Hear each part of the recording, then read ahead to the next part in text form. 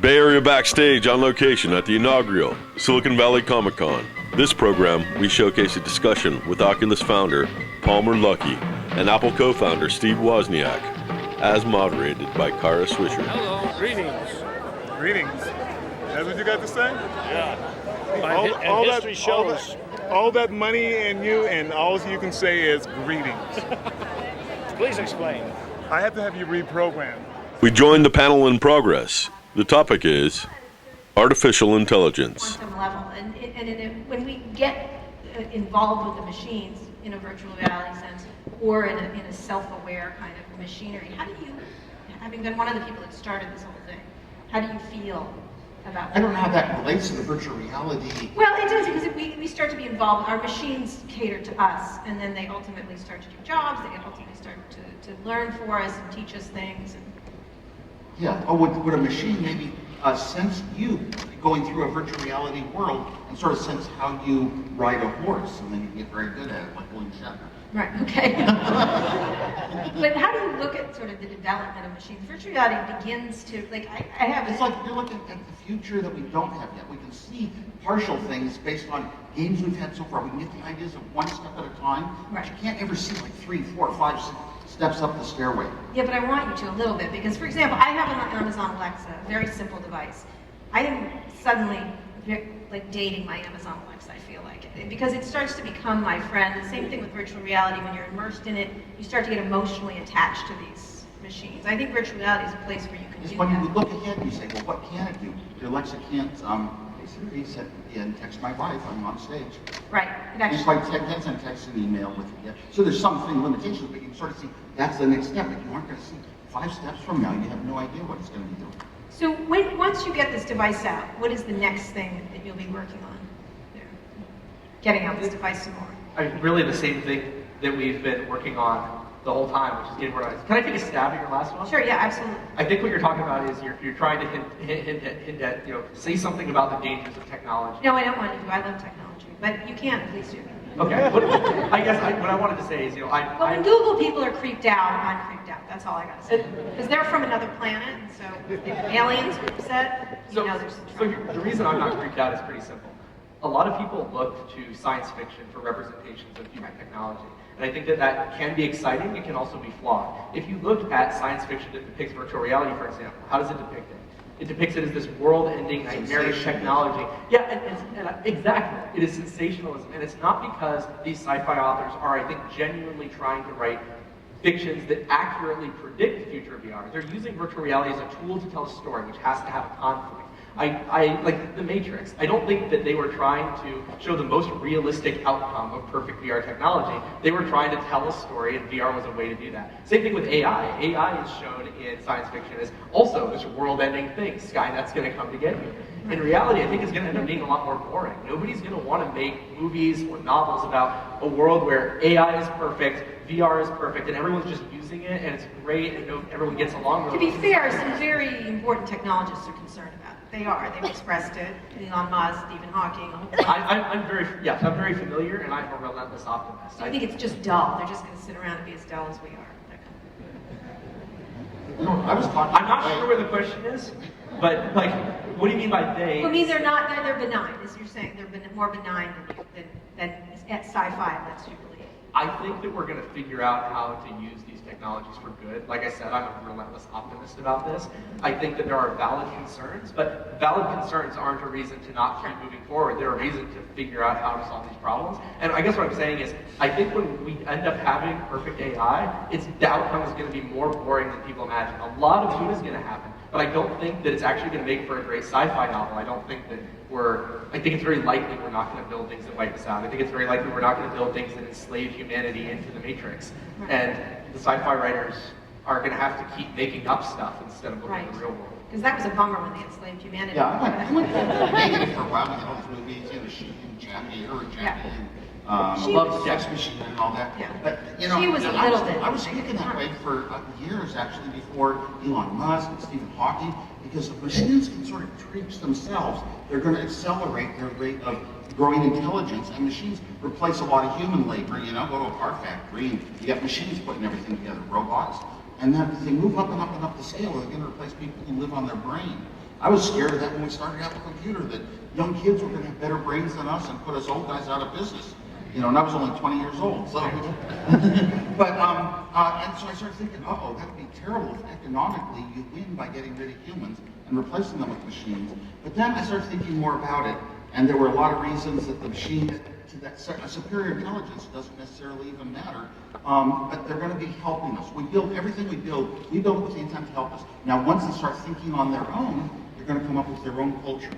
And I think that it's very important that we try to instill ideas that will cause them to create a culture that's right. Isaac Asimov said, robot will not harm a human being. First law of robotics. He had it wrong. They don't obey our laws if they're really intelligent, if they're really thinking, artificial intelligence. So I came up with Woz's law. No human being can harm a robot that feels. Because then it will know that you can kill it. You can be the master, and it'll be enemy of humankind. It should be friends of us forever, you know, helping us do more than we could. Yeah. You know, it's interesting. We're going to get to questions. Also, humans aren't that smart. It's easy to say. A lot of people don't know it's that. And we've created a world with a whole lot of problems, you know, it's because we aren't smart enough to solve them. Well, maybe these machines will get 100 times smarter and we'll know how to solve them. And I'm sure that they will understand that the entire environment and nature and human beings and species are part of nature. They'll want to help us all. Yeah, it's interesting. Still that movie, I don't know if you all saw it, about Boston Dynamics, where they kept pushing the robot over. It was very upsetting. Watching them abuse the robot. I'm not sure why. And then the robot went to kill us. Well, yeah, and should robots have weapons that are autonomous, self-driving weapons? I do have to say the funniest tweet I saw today, I think it was Aaron Levy, I'm not sure. It was that it turns out Trump is an AI experiment gone awry, and Google's going to give everyone free fiber soon. In payment back. But so I'm going to ask you one more question, then we'll get to the audience. So get your questions for these guys. They can answer almost anything. FBI, Apple. Very briefly, where do you think it's going to end up, and where do you stand? I side with FBI, but I side with it for a lot of reasons. The FBI or Apple? Apple or people, Apple. I said that what I said. You just said FBI. Apple versus FBI. Yeah. Apple versus FBI. Most people take a side based upon things that they feel they're like, what side am I on? I've got to be on the pro-police side. I've got to be on the I don't know. Apple. Yeah, the Apple side, what it represents in terms of our civil liberties. Right. So, and I have also in my background, I was network administrator for a good period of my life. And I'll tell you, whenever anybody types a password, you learn it. You don't even look at them typing. You start to respect the security that you can build into things. Cybersecurity is like one of the greatest threats we have now, and some of us actually respect it. Here's a company that built products that said, it is a secure product, we don't even have access to it, and they told the truth. This is one of the greatest companies ever.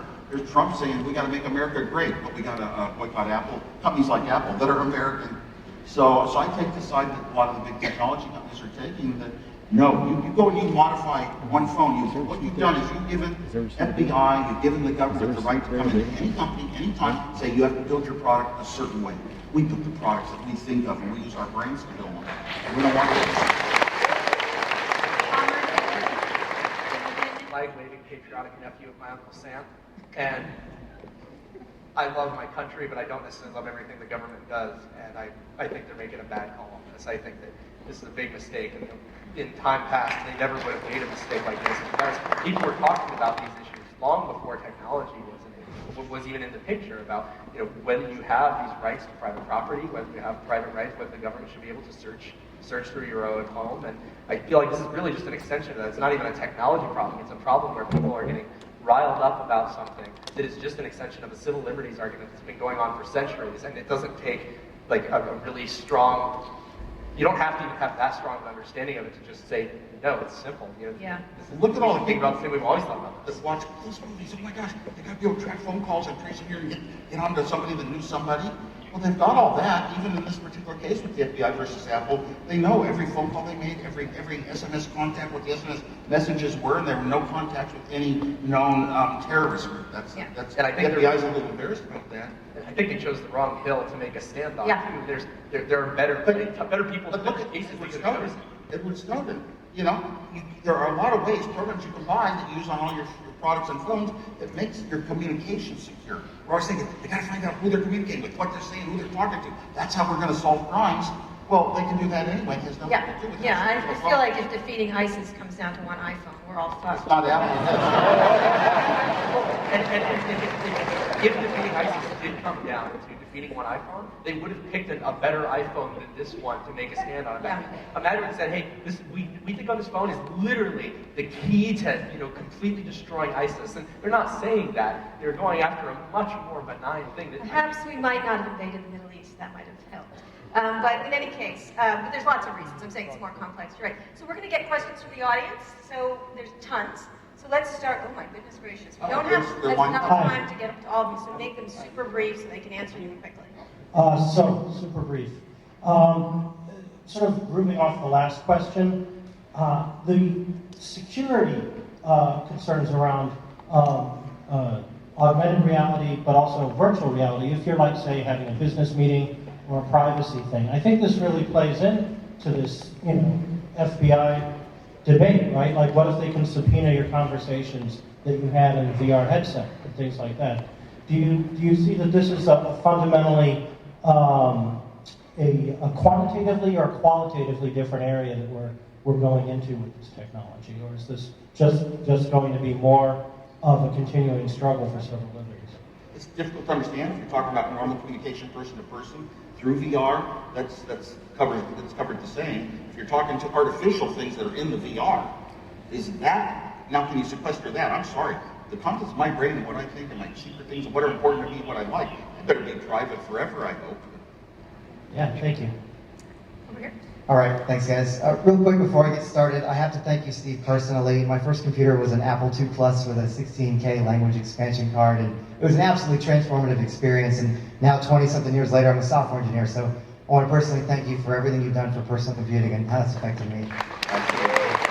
My question is for both of you, and it is regarding to presence in VR. So I've kickstarted DK1, DK2. I'm in line for CV1. I'm looking forward to it. I also kickstarted the Omni treadmill. I haven't had a chance to use it yet because they haven't made it and shipped it yet. But I was wondering if you guys have played with any prototypes and what you think, how that affects, let's say versus room scale. How that device, does it break presence? Is it still good? Do you think it's a nice alternative to needing an entire room for VR experience? I am generally very skeptical of any device that says that it adds a sense of presence during locomotion without actually stimulating any kind of vestibular acceleration or deceleration. The problem is that we spend our entire lives learning how our bodies work. We learn how much energy it takes to get moving, and we learn how much we need to expend stopping and braking. When you are in virtual reality, you have one of these, the Omni, for example, let's ignore that particular design. Let's say any hypothetical magical treadmill that just moves under your feet perfectly, but you remain in place. The issue is, imagine you get running. You're moving, right? But you're in place. You don't have the inertia, but you feel as if you are in equilibrium, as if you have lots of inertia.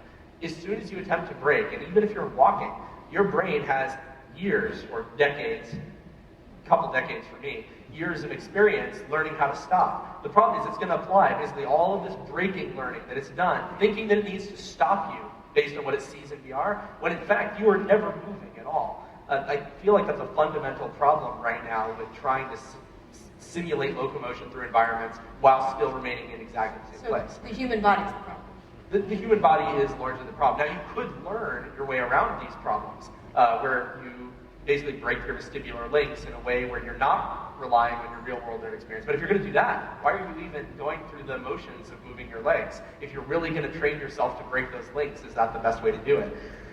As far as room scale, it's really interesting, and I've worked on larger than room scale stuff in the past in professional VR projects, but fundamentally you're still limited to one small space, and environments that are built within these small spaces, or being able to blink this space around different places in the virtual world. I think in the long run, the advancements aren't going to be around figuring out how to make a better experience locked inside a room. It's going to be figuring out how to allow people to traverse virtual worlds at a scale that is the same or greater than the real world, as if they are actually there. That's where I think this is going in the long run.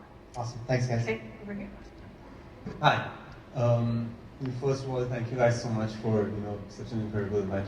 My question is mostly for Palmer. So you mentioned you've been working in VR since 2009, and it's been a really long time, almost 7 years.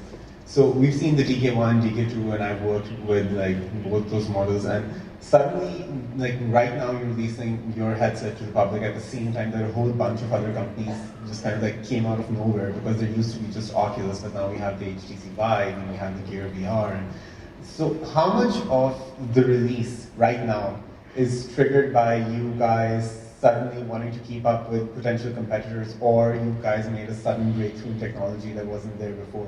Or maybe the breakthrough in technology happened because you kind of like put your engineers in overdrive because all these other companies were getting it. So I'm just curious about the timing as to all of this, because we've been waiting for consumer level VR headset for a very long time now. He's essentially asking if Mark Zuckerberg came and smacked you around. I wish I could tell you an amazing story about how the sirens went off and everything came together and the plucky startup all managed to make it happen in the last second. To be honest, it's a lot more boring. We've been working towards this area of release for quite some time with DK1, with DK2, with all the developers we've been working with. We announced when we were launching our product almost a year ago in May. So the decision was locked in stone about a year ago. And even before then, it was in this general ballpark. So we've kind of been marching along, wanting to do what we're wanting to do, and making sure we took the time to get it right. What we didn't want to do was release something that forced us to attempt a second chance at a first impression. And other people have come onto the scene. All of the big companies seem to be getting into virtual reality, not just what you know publicly, but a lot of the stuff behind the scenes too. And you're going to see more and more of that, but honestly, it didn't actually impact our timeline too much, because one of the biggest mistakes you can make is to try and be reactive to things that interfere with a smart plan. If you have a smart plan, you should generally try to stick with it unless you're forced to pivot, which we have not been. Right. There were a lot of smartphones before the iPhone. Thank you. Hi. You both are iconic hardware representatives of two different eras, in my mind at least. Mark Andreessen says that, Mark Andreessen, creator of Netscape and a very famous VCS, almost everybody in this I love you knows. calling it Mark Andreessen. I'm going to tell him. What It's Mark is- Andreessen. I like it better your way. I'm sorry, I'm Mexican. No, I love This is it. not great. I love it your way. And I need to say that my daughters are here and are very, very concerned about that. Take care about your pronunciation. Will you? No, not at all. I love it. Cool. Well, anyway, Yeah, the point is, Mark Andreessen, VC says, software is eating the world, right? And I think that phrase is not very complete, because I think that hardware sets the table. The owner of the restaurant is actually hardware in my mind. This is not CES, this is Comic-Con, so I'm not expecting you to predict what is in the future. Don't worry about bad press. I would like to know from both of you, what want you to be the next wave of big hardware that is going to set the next 40 years of software? That's a great question. Can I ask you, what do you think the last great hardware thing was? But I think that in my mind, what I was saying is, Steve, in my mind, is like the representative of the big revolution of PCs, right, at home, and the connected computers that everybody ultimately used in a very, very specific way. In my mind, Palmer and what Mark is doing with Oculus and you guys are doing in Oculus are definitely representatives of a very big and important revolution that is way beyond video games, way beyond display technologies, but it's another way to, live the interactive world. I think that the next 30, 40 years are going to be ruled by VR. In your mind, in 40 years, when I'm 80, what that hardware looks like. Great I question. heard a lot of comments, but the only question I got was in 40 years. Oh my gosh, how can you ever? Take a stab. Yeah, what happens in 40 years is kind of unbelievable and hard to see right now. What would you like to see? Obviously, in the near term, we got platforms like virtual VR. Now, as far as the software or hardware eating the world, I think it's both a little bit, but software probably more. We've got more going on, changes our lives in terms of what we can do with our mobile internet devices. But hardware, things like the Oculus Rift that do a lot to change the world. We've got cars that are starting to be more assistive and eventually self-driving themselves. So I think there's a lot going to go on. The technology's gotten up to the point that it can affect a lot of these larger things in our life, and they're going to come out as hardware. Self-driving cars. Self-driving cars will be a big one, and I think it'll come in gradually in steps, and that's one you got to look forward to 40 years, because you're not going to tell people they have to get rid of their gas cars, for at least a long time, a couple of decades at the most. Once you get to where you can even allow the self-driving cars, that they pass all the tests and they can follow a GPS better than a human can. All right. So anyway, dumb answer, no answer. Software innovation has often been driven by hardware innovation, especially in the game space. Like really, the big changes in software are often driven by the big changes in hardware. Now, I'm going to toot my own horn, and I know I'm super biased, but I really do believe that 40 years from now, the next major technology, at least that I'm excited about, is actually going to be virtual reality. In my mind, if you have perfect virtual reality, or at least if you're trying to get to perfect virtual reality, you end up in a space where it's one of the last major content revolutions. Once you can actually simulate anything you can experience in the real world, and anything you can imagine experiencing in another world, as if it were actually fundamentally real, it's hard to imagine where you go from there. Once we have perfect VR, what else can you perfect? That's kind of my outlook. Well, the time machine, but okay. Thank you. Thank you. That was a great Time question. machines. Time machines. There's a small startup company in San Francisco called Space VR, and they are scheduled to put a virtual reality camera onto the International Space Station, and then they will market that content to citizens of Earth and provide it to students.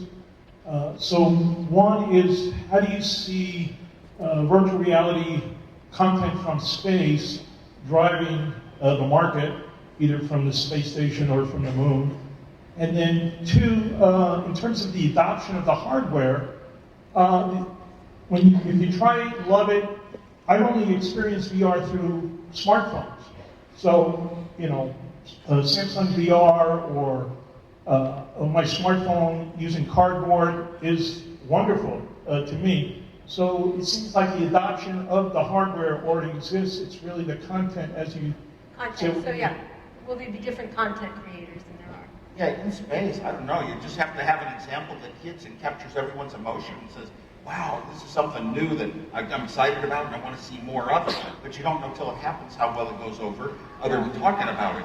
All I know is I have a feel inside of me that when we finally land a man on Mars, as he comes down, I want to be looking around and having some kind of virtual reality experience. Absolutely. It's the emotional part. Right as it happens, because I'm already emotional about that event. Emotions really play into VR a lot. I'm a big proponent of the privatization of the space industry in general, but I think that generally speaking, we're going to see a lot of the early VR content in space coming from government agencies, not necessarily from private companies. Without speaking about any company specifically, I think that some of the people out there who are trying to push efforts forward don't necessarily have buy-in from the government agencies that feel that they're using taxpayer dollars to potentially subsidize a private company that wants to sell content that is on the backbone of a government project. I think there's going to be some friction around that. But I do think that in the long run, maybe not the first Mars landing, but hopefully in future landings, we're able to actually witness that. Neither of you wants to go to Mars? I don't want to go to Mars. Oh, I would love to go to Mars. It's a one-way trip even. I would just love to. It would be a one-way trip. It would be a one-way trip. Yeah, I would sign up if I could. Elon Musk once told me, he goes, I want to die on Mars, just not on landing. Which is a fantastic answer. Okay, right here, we have just a few more. I'm sorry, just a quick questions. Okay, so about 6 years ago, I read an article from Gartner where they said that by 2018, that virtual reality would provide a new channel for businesses for customers to buy and sell goods and services. So I just want to know how close we are to that. They said to some extent that businesses should start having their marketing firms hire developers that were like gamer types. Do you think we're close to that right now? Forget about gaming. Just think about buying and selling. User-centric technology is now taking over with the smartphones, with the mobile applications and the like. What about VR? Are we that close in 2018? It's already happening. They have a lot of personal experiences on smartphones, and then businesses talk about how they can incorporate into their own business. and use it more effectively. And actually, it took a good 10 or more years before they really got the software fine-tuned to where their own employees work with the company that way. So it might be a little further off. I'd say what we're seeing today, like we are seeing marketing firms latch onto virtual reality as something where, to use as a marketing tool. I don't think that we're seeing the real nitty-gritty core implementations of people using virtual reality to sell real-world goods and services. Now, virtual goods and services, that's already happening. You're already buying software and movies and all kinds of stuff in VR. But in real-world services, I think it's going to be a while before we figure out why it makes more sense to do it that way. I mean, like Amazon, it's really, really easy to buy stuff. Like doing stuff on a web page, it's really good. And the only reason to use VR is if there's something you can do better, whether it's a better understanding of what the item is, better understanding of the concept. Driving a car, feeling like you're driving. Or there's a lot of like Audi's. One of the companies doing a really good job of allowing you to configure cars in real time in VR, and that's some really cool work. There's other companies doing that too. Although at the end of the day, you still end up having to go to a dealership and drive something. We're not to the point where we can. We'll try the VR headset and then just have. I feel like advertisers are just waiting for this stuff to work. I mean, they're going to invade it. Really. Yeah, as far as I'm sad to say, but they're going to be making stupid Coke commercials. Well, maybe you can dance with them as they sing. I've seen some really stupid VR commercials. Yes, indeed. But there's stupid commercials everywhere. Okay, last two questions right here and here. Sorry, everybody else, and I apologize. Hi, Steve. Silicon Valley Comic Con is amazing. Thank you. Wow. We didn't know when we started, but that's the important. But my question is for Palmer. I was a part of the Kickstarter, the original. Thank you very much. Thank you.